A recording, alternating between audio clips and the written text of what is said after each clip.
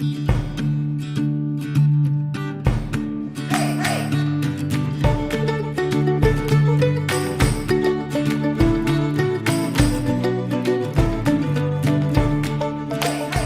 there, it's Jennifer from the blog The Everyday Farmhouse. Today I thought it'd be really fun to take you on a tour of our farm and just show you the animals that we have here and what we have going. And I'm going to get the kids involved to kind of tell you what they do and what their chores are and which animals they take care of.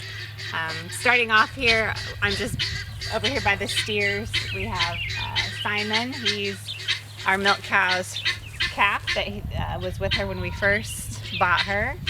And he's almost 2 years old. We do all grass-fed beef. We do a little mineral and some little tiny bit of grain in the winter to keep them going, but mostly they're grass-fed, so they take a lot longer to reach weight.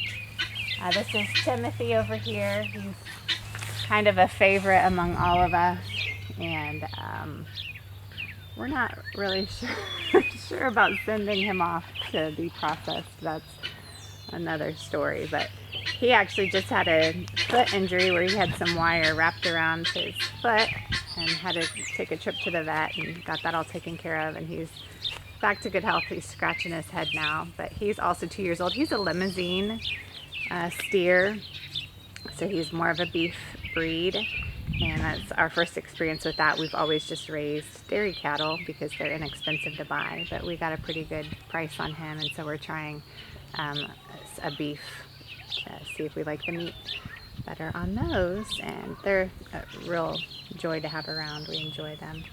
So next I'm gonna take you up to the chicken pens. Okay, so that's where we're headed, is back to the chicken pens. I thought I'd give you just kind of an overview of our little property. Back there are the pigs, and our garden is over there. There is the side view of our house and all of our cars. My husband. There's our red barn. And so back behind the white garage over there is where the milk cow is. And that's where I just was, over there with the steers. So now this is our property back over there too. That's the pasture where we let them graze. And we live quite a ways off the road, about a half a mile. So this is just our side pasture. This is where we play. We raise the chickens over here too. And this is where we play ultimate frisbee and all the fun stuff that we do here. So I'll see you back at the pen. Okay, here we are back at the chicken pens, and I am going to interview my oldest son, Isaac. He and his next youngest brother, Isaac's 17 and Eli is 15, gonna be 16. And they take care of our meat birds. They have for a couple years. And so, Isaac, why don't you tell me about the pens we use and the pens that we used to use maybe, and what you prefer, your experience with each of those, and what kind of birds we raise, and just whatever else you can think of. Alright, so I guess I'll start with the pens we used to use, which, and by the way, these pens are all movable. As you can see, there's kind of like it's poop all coating the grass. It's very disgusting, but it kind of leaves, it's basically like these swaths of just these long strip of poop where the pens have been moved, and they get moved twice a day. So these pens are much smaller compared to the first ones we used. Well, these ones are actually taller. The old ones we used to use were probably, one of them was about double this width probably. It was very wide. It had sheet metal around the outside. It was very heavy. I think there's an old one over there maybe. Yeah, there's one of them. There's both of them up there. There's the old one right there. They were the Joel Salatin. Yeah, right? And I mean, they did the job, but they were kind of clunky and hard to move. So then one year we decided to upgrade to these. These ones are a lot lighter. As you can see, you can literally just pick them up with one hand. Like even my younger siblings can move them. They're not that heavy at all. And so basically the idea is this is just wire attached with a little piece of tubing on it, just so you don't cut your hand. And you're basically lifting up this end of the pen, and then if you want to come around to the back here, this is just like it's just a dolly. It just has these little get that out of the way. It has these two little scoopers on it.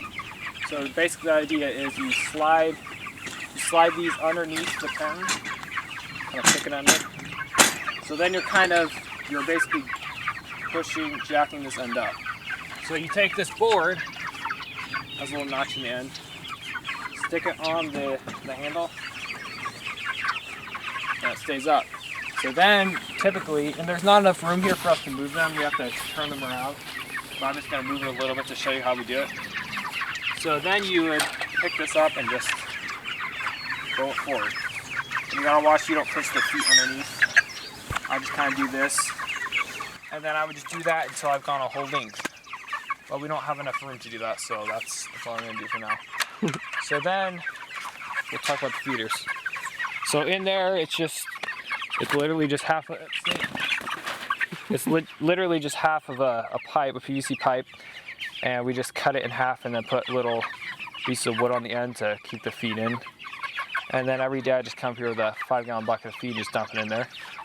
Oh, also the water over there, as you can see, can't really get that close, but it's basically these little, it's one of those, it has like a little faucet in there.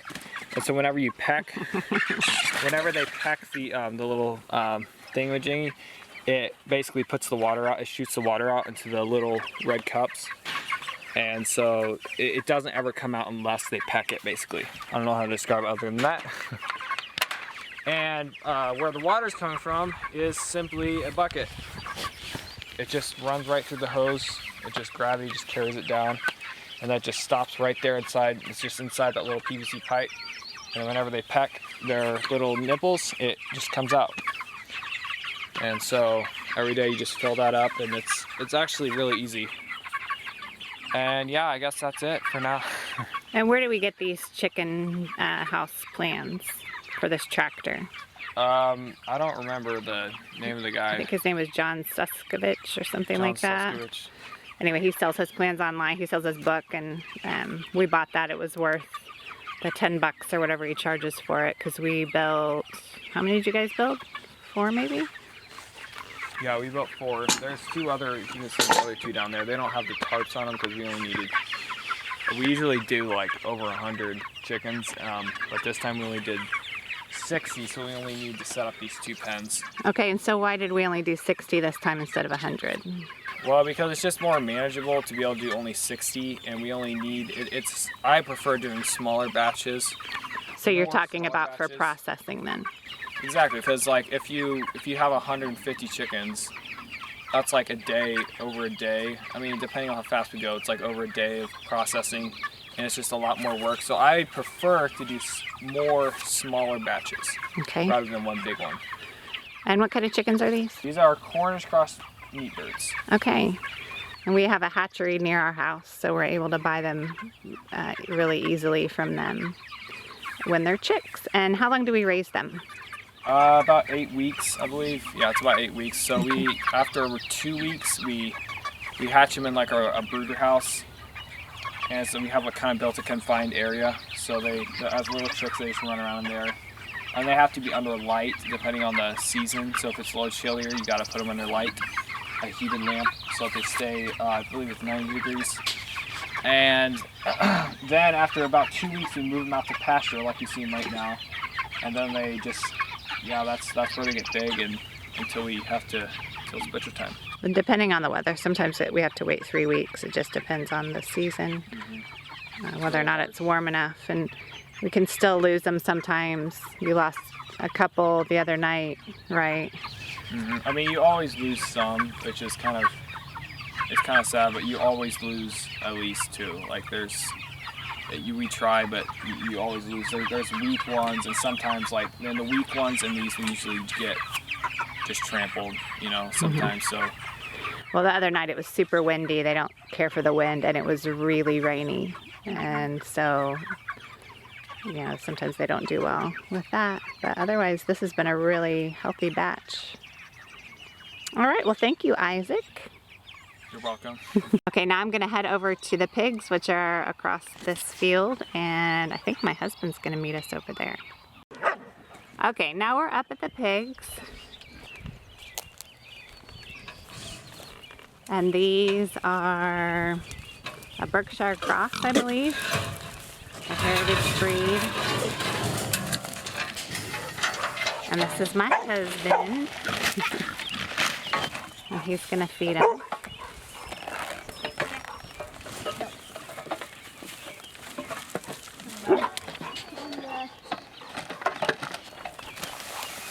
We feed non-GMO feed, and then I'll let him tell you how we rotate them. Ideally, pigs like to be on pasture and live in trees and be able to eat acorns and stuff, but we don't have that here. So you want to tell us why you like keeping pigs and your method for moving them and all of that? Well, we like them mainly because of the meat.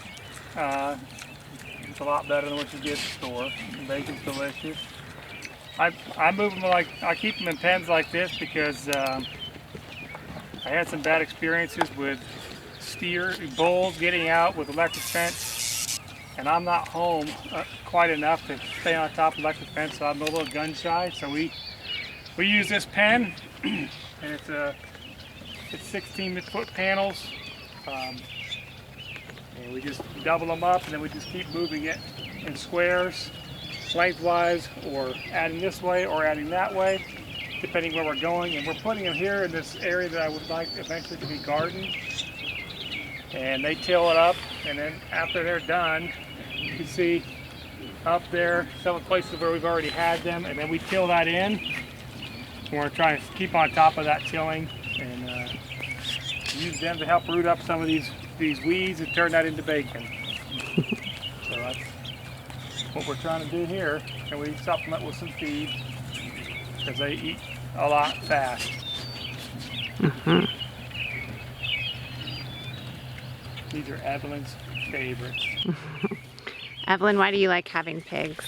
This is Evelyn. She likes to come up and feed the pigs all the scraps. And tell us what you like about pigs. Because I like sausage and bacon, and they give us that. Yeah, they do. And Fun to watch. you like to just watch them for a long time. She brings the scrap bucket. And what do they like to eat out of the scrap bucket the best?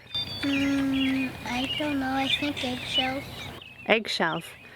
So they just eat the shells without them being cooked or anything, right? Yeah, but they never really finish their food. They don't finish their food? Do they just kind of sample everything and then move on and see what's best? They kind of crunch it up and eat a little bit of the eggshells, Mhm. and then they go over and do something else. Yeah. They really like their feed, don't they? Yeah. And what do they act like after they've been moved? When you move the pen and they're on fresh grass? Kind of really happy. Mm-hmm. What do they do to the grass and the weeds? Eat it. Do they stick their noses down in the ground? Yeah, I just got to see them root it up and eat some. They root it up. They just stick their noses down there and root it up. Okay, and so we have 6 pigs right now. And we have one that's the runt. And we got to take him for free, and he'll take longer. These guys will be ready in a couple months. Well, probably, yeah, about 2 months, right? Probably about another month. Another month. But Pee-wee there will take a little bit longer, so we'll get a few more pigs to bring in and be companions for him, because our understanding is pigs don't like to be by themselves. You need to have more than one. All right, thanks. Okay, one thing I forgot, I wanted him to show you this watering system he came up with. Can you tell us about the way you used to do the water and the problems with that, and then how you came up with this and what it is exactly? Well, we had a PVC, a tall PVC pipe that I had nipples on, but it was very hard to keep it up. I wanted it to be very mobile, but they kept knocking it over. We'd wire it up and they'd knock it over, and then they'd get it twisted, and they'd knock it. I mean, they're very strong animals, a lot stronger than I gave them credit for. So they ripped the threads out. I cut threads in that thick wall PVC, and they broke all that. So these nipple waterers work pretty well. The water needs to be filled right now, I can see. But you just press down on these and water is supposed to come out. But since there's no water in here, none will come out. So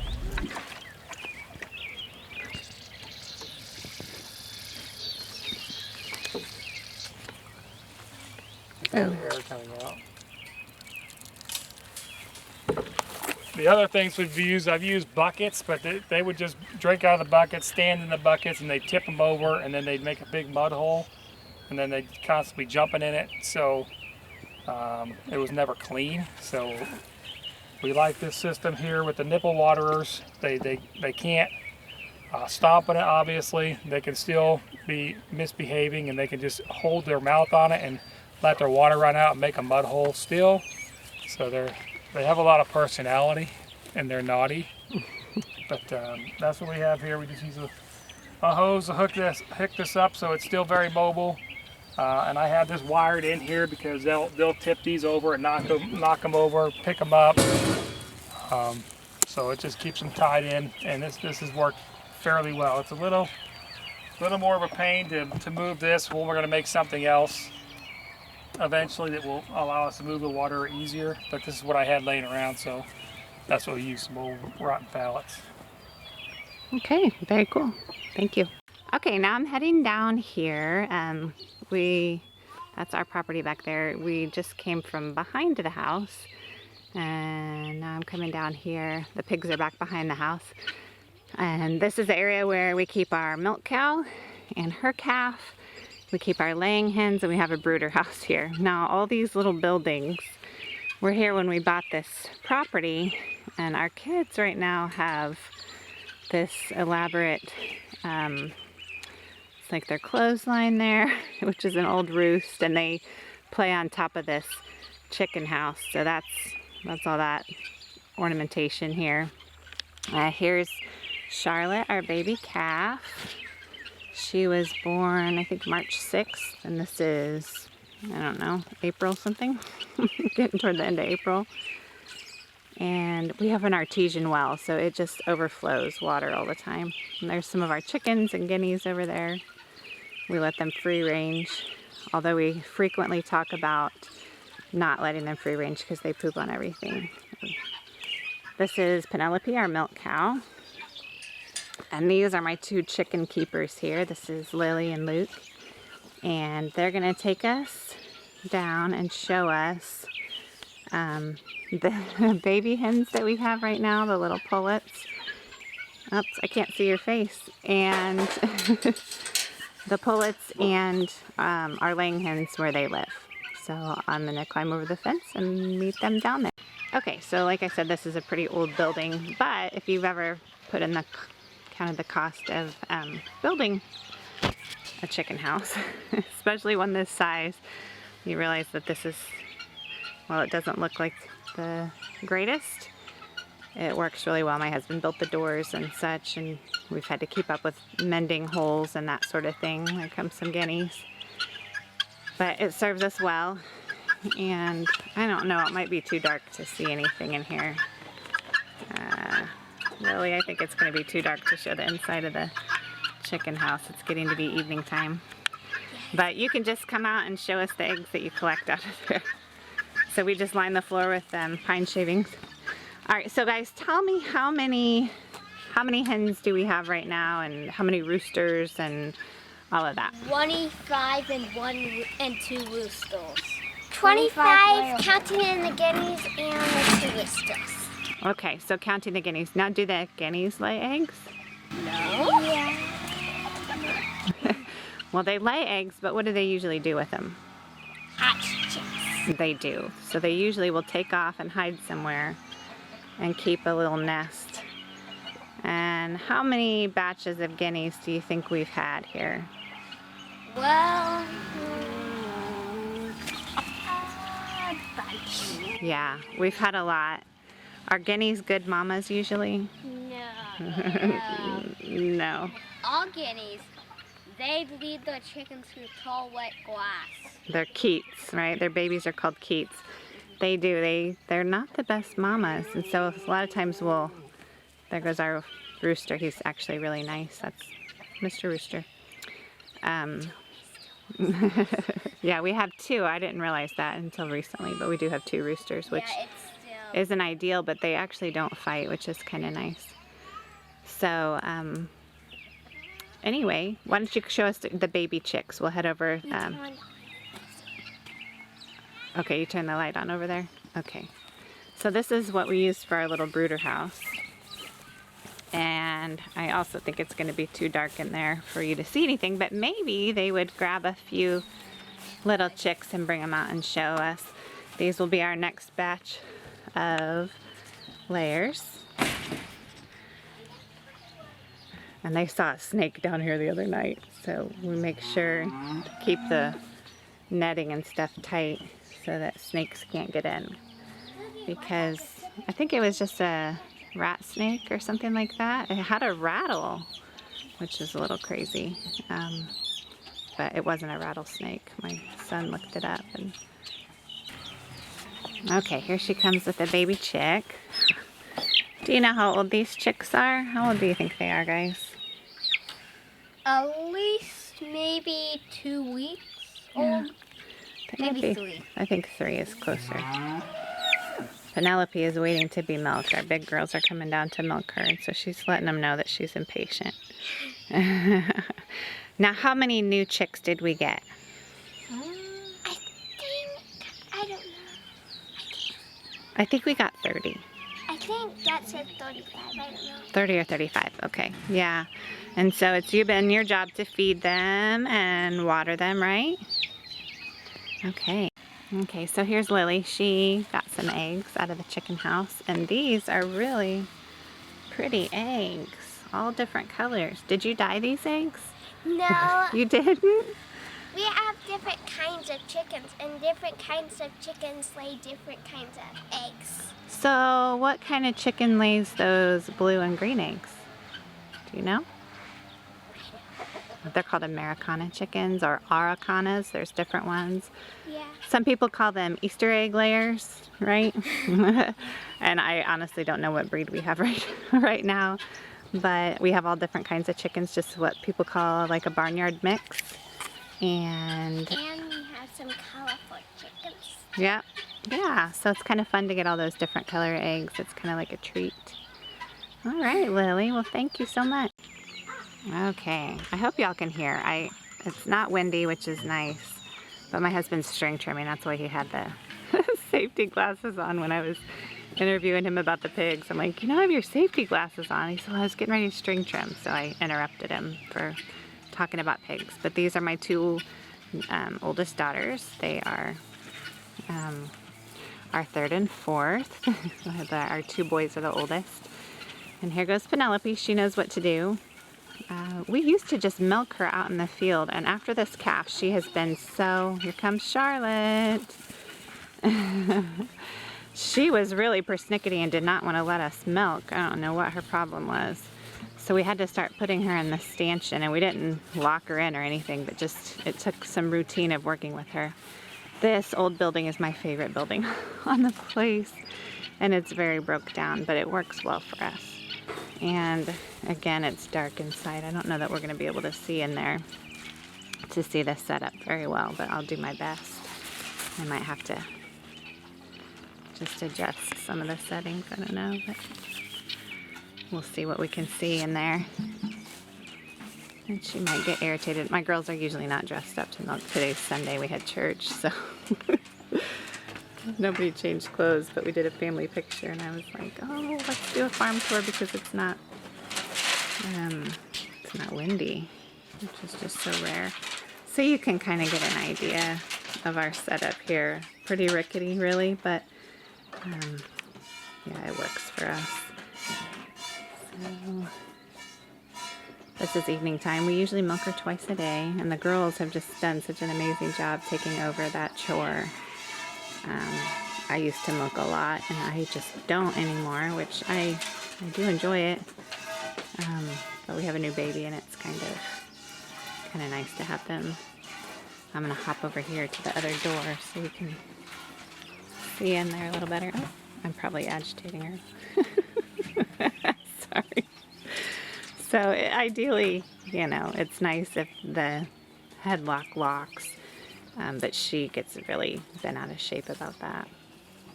So she's going to show her true colors tonight, and I'm going to leave so that they can milk her in peace. But that just shows you cows are unpredictable and they have their own agenda, and they don't always cooperate. So, and she just maybe doesn't like to be on camera. It could be. Thanks, girls. Is there anything you want to say about milking? Probably not. We did a whole video on milking a cow, so if you're interested in that, you can find that video and watch it. Thanks, girls. Okay, well, it's obviously not the same day, and I'm inside now because it's windy, but I wanted to thank you. I realized I showed you all the animals and never said thank you or goodbye. So thanks for touring our little farms, and I hope that you found it helpful. I hope you learned something. This is fun for us to just have this keepsake too of what things were like in 2020 and the animals that we had and what we were doing. And actually tonight, like, we're getting ready to butcher the chickens that were out in the meat bird pens that you saw. So that's our big project for tonight. So thanks for coming by. I appreciate it, and I'll see you next time. Thanks.